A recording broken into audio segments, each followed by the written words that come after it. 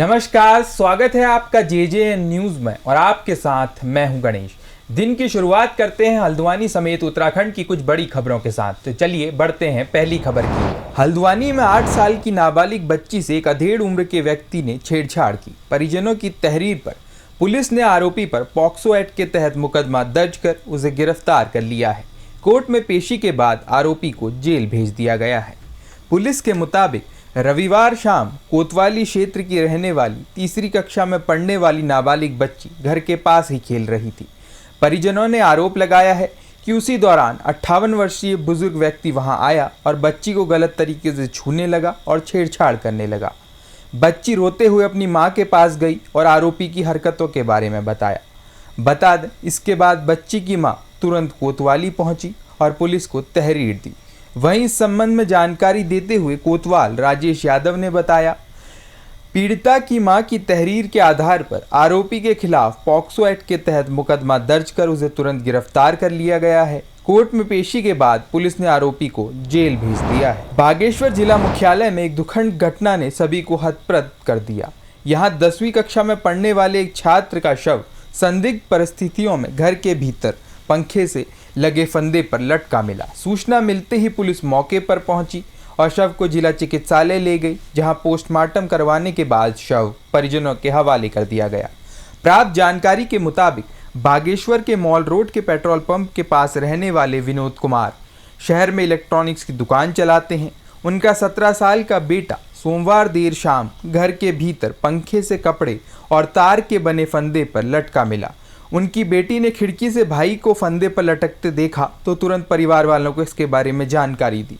परिजनों ने पुलिस को सूचना दी और दरवाजा तोड़कर भीतर दाखिल हुए, जहां आयुष को फंदे से उतारा गया, लेकिन तब तक उसकी मौत हो चुकी। पूर्व केंद्रीय राज्य मंत्री और सांसद अजय भट्ट ने अल्मोड़ा और नैनीताल जिले के 4 विधानसभाओं के केंद्र में स्थित कल्पेश्वर धाम के जीर्णोद्धार किए जाने को लेकर सचिव संस्कृति एवं धर्मस्य से फोन पर बात कर और पत्र लिखकर जल्द कार्रवाई का अनुरोध किया है। आपको बता दें, अजय भट्ट ने सचिव संस्कृति एवं धर्मस्य को फोन पर बताया कि कल्पेश्वर धाम ऐतिहासिक, धार्मिक एवं सांस्कृतिक दृष्टि से अत्यंत महत्वपूर्ण स्थल है। ये मंदिर 8 से 12वीं शताब्दी के बीच निर्मित हुआ था और वर्तमान में राज्य पुरातत्व विभाग द्वारा संरक्षित है। ये क्षेत्र भवाली, मुक्तेश्वर और जागेश्वर धाम जैसे पर्यटक स्थलों से कम दूरी के कारण पर्यटकों के आकर्षण का भी केंद्र बनता जा रहा है।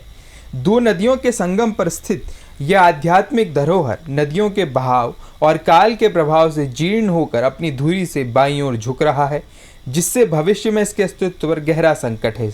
इसलिए आपसे अपेक्षा है कि इस मंदिर को पुरातत्व विभाग के अंतर्गत लाते हुए इसका जीर्णोद्धार यथाशीघ्र किया जाए, ताकि श्रद्धालु इस मंदिर में अधिक से अधिक संख्या में दर्शन करने आ सकें। छत्तीसगढ़ के दंतेवाड़ा जिले में मंगलवार को सुरक्षा बलों के साथ मुठभेड़ में 3 नक्सली मारे गए।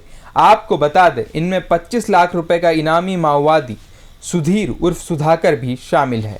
इसके साथ ही घटनास्थल से सुरक्षा बलों ने इंसास राइफल, 303 राइफल समेत भारी मात्रा में गोला बारूद भी बरामद किया। हरिद्वार जिले में कानून व्यवस्था को मजबूत करने के उद्देश्य से एसएसपी प्रमेंद्र डोभाल ने तत्काल प्रभाव से कई उपनिरीक्षकों के तबादले किए हैं।